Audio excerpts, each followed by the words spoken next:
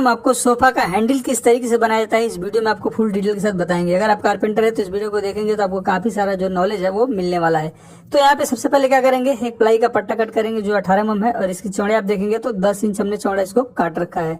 अब इसका दोस्तों लंबाई कट करेंगे तो यहाँ पे हम मेजरमेंट निकालेंगे, उसके बाद इसका कटिंग कर देंगे। ये टोटल हम 4 भाग में कट करेंगे क्योंकि हमको एक सोफा का दोनों तरफ का हैंडल बनाना है, तो टोटल 4 पीस लगने वाला है। तो यहाँ पे देखेंगे चारों जो पीस है ना कटिंग हो चुका है। अब इसकी लंबाई यहाँ पे हमने 2 फीट में 2 सूत कम हमने रखा है, यानी कि 24 इंच में 2 सूत कम। यहाँ पे देखेंगे 4 पीस हमारा कटिंग होके रेडी हो चुका है कुछ इस तरीके से। अब हम क्या करेंगे, यहाँ पे एक मार्किंग करेंगे। वो मार्किंग कितना है तो यहाँ पे देखेंगे ना 8 इंच का मार्किंग करेंगे और इधर आप देखेंगे तो इधर हम 5 इंच का मार्किंग करेंगे। ये आपको ध्यान में रखना है, 8 इंच उधर और 5 इंच इधर। फिर उस मार्किंग को एक दूसरे मार्किंग से इस तरीके से मिला देंगे। यहाँ पे देखेंगे क्रॉस मार्किंग हो चुका है। अब इसको क्या करेंगे, कटर मशीन की मदद से इसको कट कर देंगे।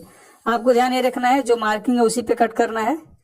तो ऊपर 5 इंच और नीचे 8 इंच ये जगह है जो बच गया। यहाँ पे देखेंगे आपको दिख रहा होगा ये 5 इंच है और ये जो वाला एरिया है ये यहाँ पे 8 इंच जो है वो बच गया है। कुछ इस तरीके से आपको कटिंग करना है। अब इसी तरीके से दोस्तों हम टोटल 4 पीस जो है ना चारों पीस को कट कर देते हैं। उसके बाद क्या करेंगे, यहाँ पे जो पीछे वाला एरिया है ना वहां पे 3 इंच का मार्किंग करेंगे दोनों तरफ से, क्योंकि यहाँ पे हमको ना एक सर्कल घुमाना है।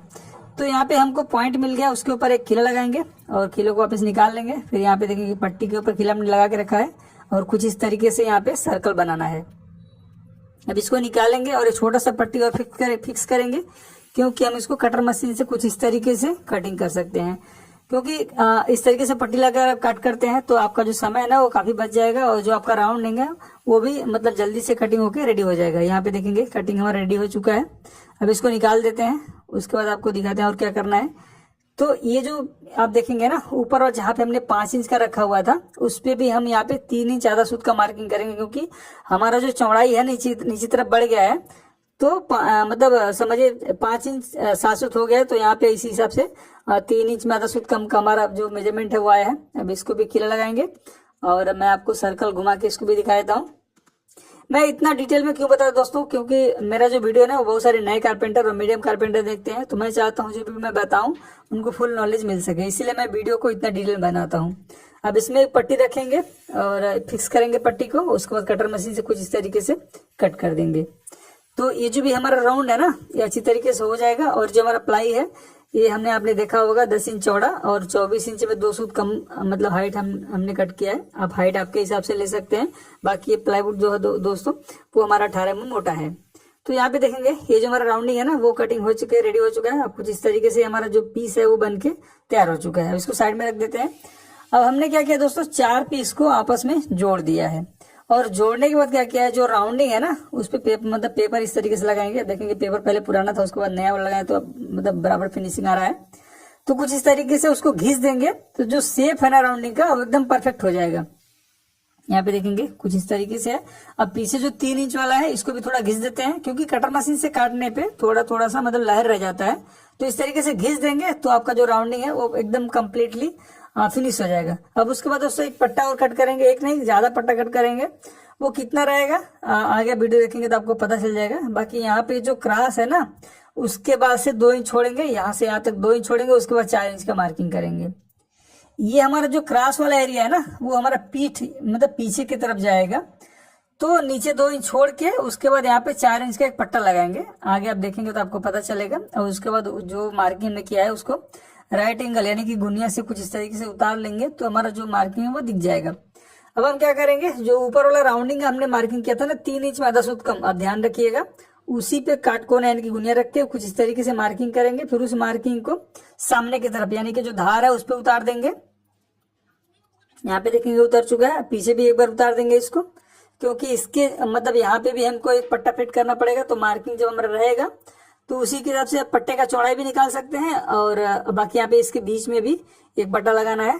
ये पीछे की साइड जाएगा दोस्तों, ध्यान रखिएगा। ये पीछे यानी कि बाहर की तरफ जाएगा, तो पीछे भी बीच में एक सपोर्ट लगा देते हैं और इसको मार्किंग करेंगे। और उसके बाद इसमें हमारा जो मार्किंग है वो कुछ इस तरीके से। अब कहाँ कहाँ पट्टा कैसे लगना वो आगे देखेंगे, आपको पता चलेगा। बाकी इसको एक एक खोल के निकाल देते हैं, क्योंकि हम जब मैंने आपको शुरू में बताया था 4 पट्टे हमने रेडी किया है और चारों को आपस में इस तरीके से जोड़ लिया था। अब यहाँ पे देखेंगे ना कुछ इस तरीके से एक एक जोड़ा ये बन के हमारा रेडी हो चुका है।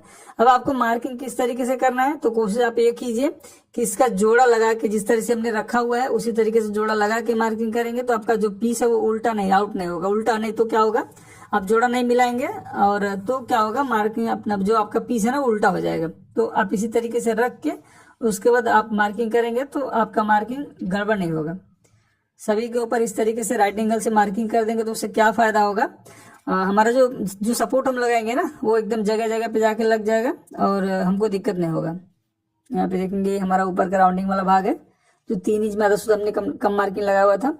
अब हम इसको बनाएंगे, क्योंकि हमको इसको मतलब बनाने के लिए जो प्लाईवुड कट के उसके मतलब टक्कर पे फेविकोल लगाएंगे। तो ये जो पीस जो हम अभी लगा रहे हैं ये हमारा 8 इंच चौड़ा पीस है 18 mm मोटा, लेकिन 8 इंच चौड़ा है। जो हमने 8 इंच मतलब छोड़ के क्रॉस कट किया था उसी के ऊपर लगाएंगे और इसमें टोटल 3 खिल लगाएंगे, क्योंकि ये जो हमारा एरिया है ना ये देखेंगे ये वाला ऊपर का एरिया है, बाकी जो 8 इंच वाला है वो सोफा में टच होगा।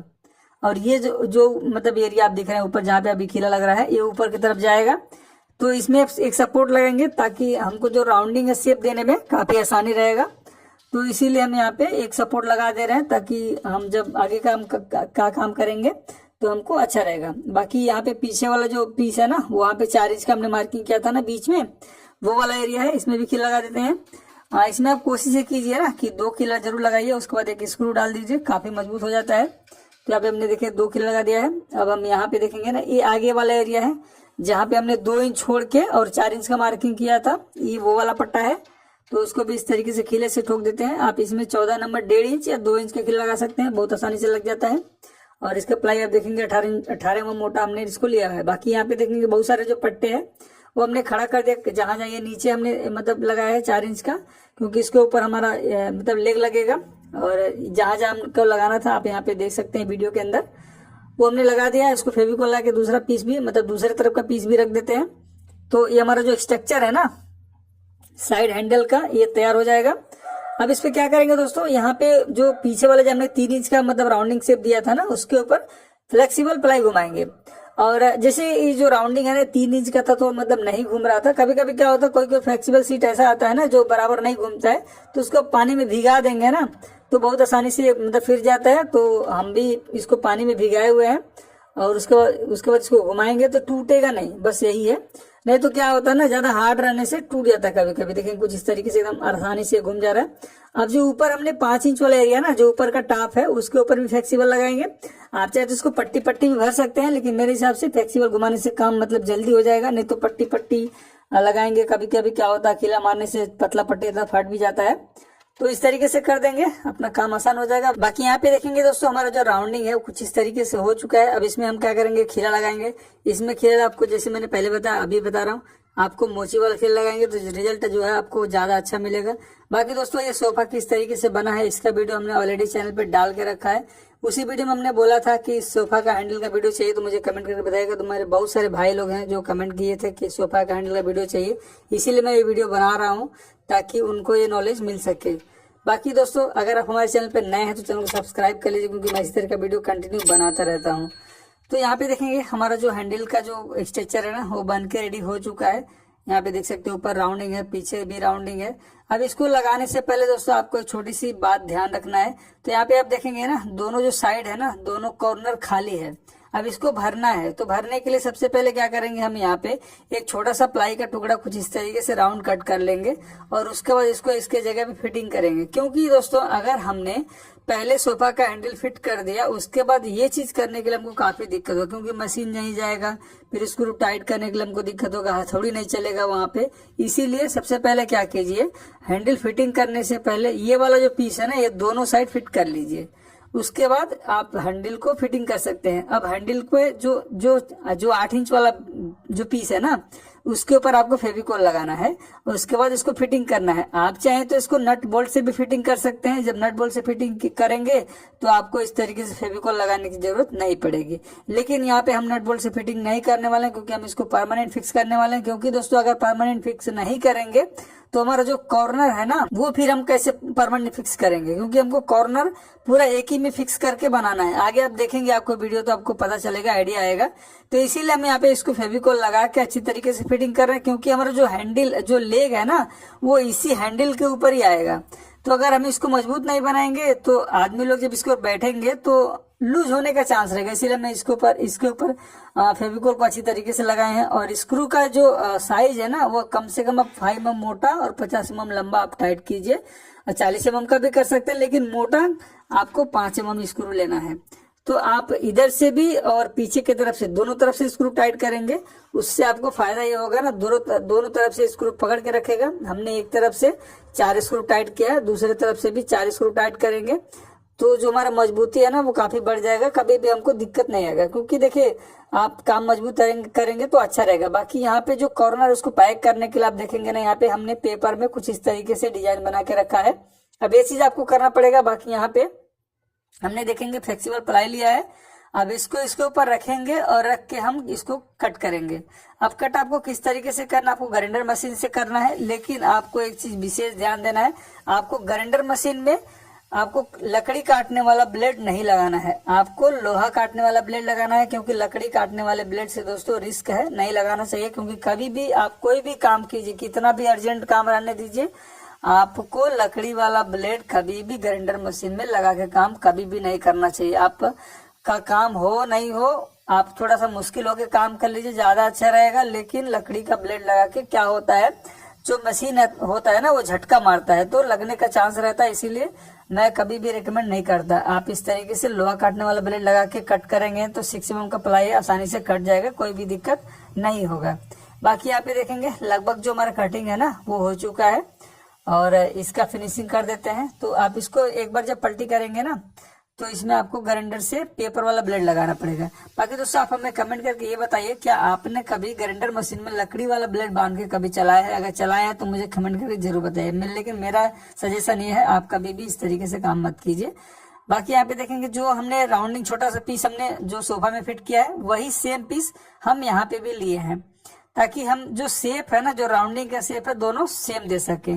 जैसे कि मैंने बोल रहा था दोस्तों कि आप कभी भी एक कारपेंटर होने के तौर पे कभी भी ग्राइंडर मशीन में लकड़ी का ब्लेड बांध के चलाए हैं क्या? मुझे कमेंट करके जरूर बताइएगा।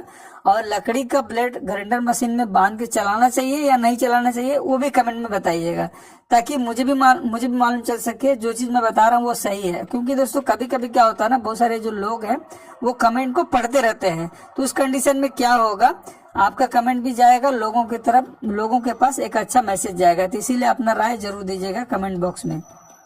तो यहाँ पे आप देखेंगे ना, जो हमने इसको बनाना था बना दिया है। ये कुछ इस टोपी के जैसा हो गया है। अगर इसको सर पे लगाएंगे ना तो एकदम टोपी के जैसा दिख रहा है ये। बाकी आपको कैसा दिख रहा है कमेंट करके जरूर बताइएगा। तो हमने इसको आप देखें कुछ इस तरीके से बनाया। हमने इसको 2 पीस में हमने इसको बनाया, क्योंकि दोनों साइड, लेफ्ट साइड लगाने के लिए, एक राइट साइड लगाने के लिए हमने 2 पीस इसको बनाया हुआ है।